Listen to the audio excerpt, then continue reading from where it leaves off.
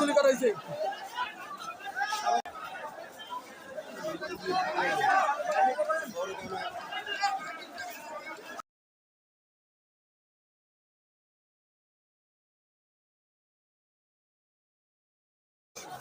আমরা আপনাদের পাশি চোখে দেখানোর চেষ্টা করতেছি।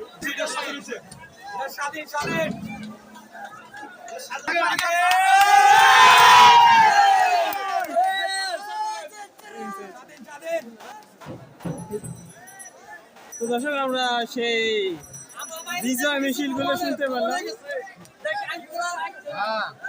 পালিয়েছে কে?